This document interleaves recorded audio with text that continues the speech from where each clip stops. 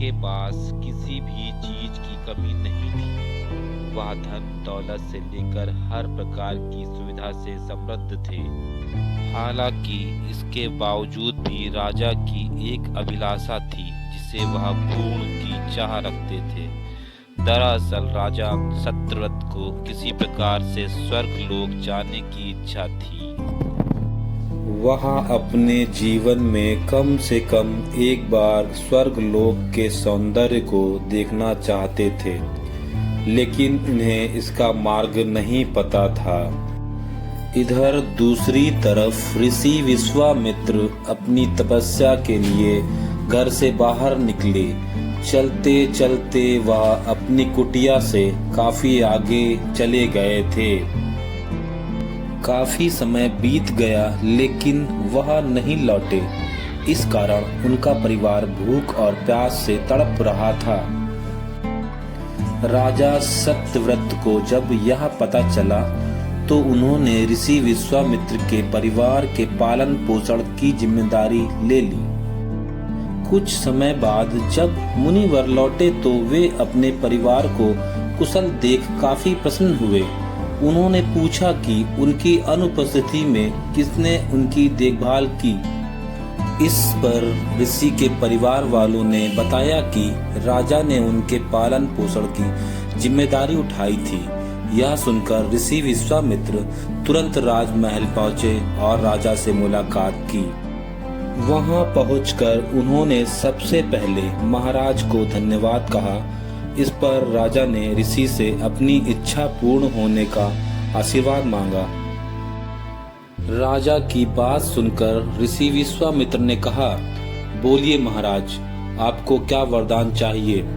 तब महाराज ने कहा, हे मुनि, मुझे एक बार स्वर्ग लोक के दर्शन करने हैं। कृपया करके मुझे वहां जाने का वरदान दें। राजा की प्रार्थना सुनकर ऋषि विश्वामित्र ने एक ऐसा रास्ता बनाया जो स्वर्ग लोक की ओर जाता था। यह देख राजा सत्यव्रत बहुत खुश हुए। वह तुरंत उस रास्ते पर चल पड़े और स्वर्ग लोक पहुंच गए।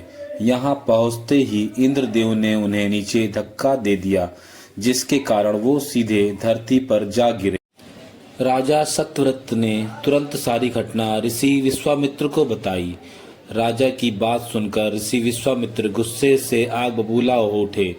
उन्होंने तुरंत सभी देवताओं से इस बारे में बात की और इस समस्या का हल निकाला, जिसके बाद राजा के लिए एक नया स्वर्ग लोक बनाया गया। नए स्वर्ग लोक को पृथ्वी और देवताओं के स्वर्ग लोक के बीचों बीच स्थापित किया गया था, ताकि किसी को परेशानी न हो। नए स्वर्ग लोक से राजा सत्यव्रत तो बहुत खुश हुए, लेकिन विश्वामित्र को एक चिंता लगातार सता रही थी। उन्हें डर था कि नया स्वर्ग लोक कहीं जोरदार हवा के कारण गिर न पड़े। अगर ऐसा होगा तो राजा सत्यव्रत दोबारा से धरती पर जा गिरेंगे। काफी सोच विचार के बाद ऋषि विश्वामित्र को एक उपाय सूझा।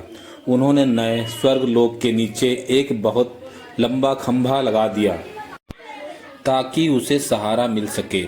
ऐसी मान्यता है कि नए स्वर्ग लोक के नीचे लगाया गया खंभा एक विशाल पेड़ के तने के रूप में बदल गया। यही नहीं, कुछ समय पश्चात जब राजा सत्यव्रत की मृत्यु हुई तो उनका सिर एक फल में तब्दील हो गया। तभी से इस खंभे को नारियल का पेड़ कहा जाने लगा, जबकि राजा का सिर नारियल के रूप में जाना गया। यही कारण है कि नारियल का पेड़ इतना लंबा होता है। इस कहानी से सीख हमें यह मिलती है कि अगर सच्चे मन से किसी की मदद करें तो हमारी हर ख्वाहिश पूरी हो सकती है। दोस्तों, अगर आपको ये कहानी अच्छी लगी हो तो मेरे चैनल को सब्सक्राइब करें और वीडियो को लाइक करें। धन्यवाद।